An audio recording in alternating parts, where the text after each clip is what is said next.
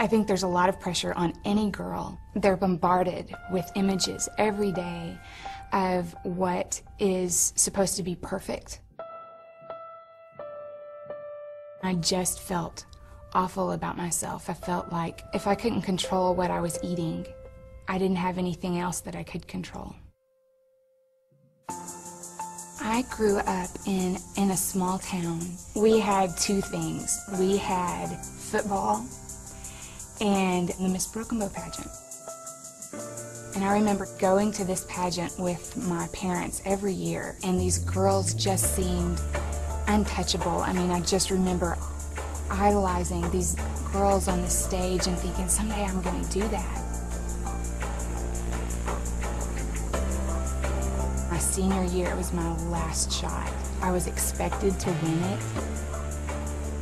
On Monday morning, on my way to school, I would buy 5 apples. And I would put them in my locker, and at lunchtime, I sit in a classroom by myself while everyone else was eating lunch.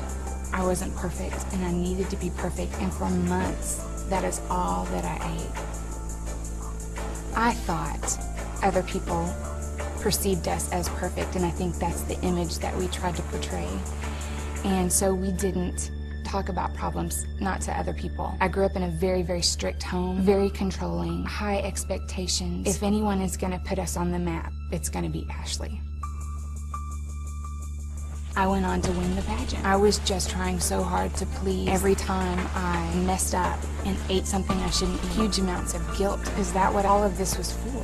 I felt horrible, losing control. I didn't know what was next. I wanted to make people happy. I was in a lot of pain and just felt like this perfect life that I had, thought I'd had, was changing, and I felt like everything in my life was spinning out of control.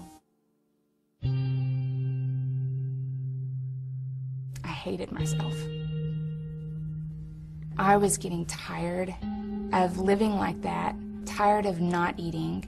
I finally decided to let myself eat something. And I remember sitting in my apartment, and I got a box of cereal. Before I knew it, I had eaten the whole box. What did I just do? I felt desperate. I couldn't fathom that food staying in my body. I went to the bathroom and tried to make myself throw up. I couldn't do it. I put on my shoes and I took off running, and I just ran and ran and ran until I felt like maybe I had burned it off. I came back to my apartment, and I still just was so angry with myself. I had a box of laxatives and took what was left. I hated myself because I felt like that was the one thing in my life that I was good at, that I could control, and I'd just blown it. I felt like I had this huge secret that I couldn't let anyone know about, and if they knew, they would just think that I was disgusting.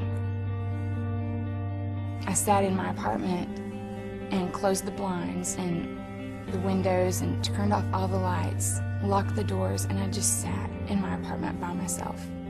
I didn't know how to be normal. I didn't know how to have a normal relationship with food. I didn't know how to just eat something and enjoy it. And I was miserable. When I was at that low point, God just guided me to pick up my Bible. It fell open to Romans 14. And my eyes went to verses 7 and 8. For we're not our own masters when we live and when we die. When we live to please the Lord. And when we die, we go to be with the Lord.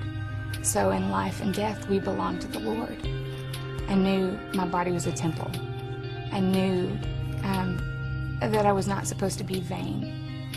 But it wasn't about that. Those were outward symptoms of it. And what I needed was for him to just grab me and say, you know, I've got this. I've got you, and I'm in control, and you don't have to be anymore. I wish I could say that it was so easy to walk away from that life and that I felt completely normal.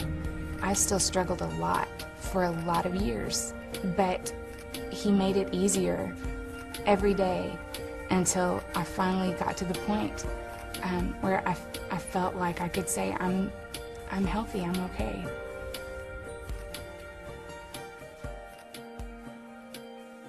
I'm Ashley, and I am second.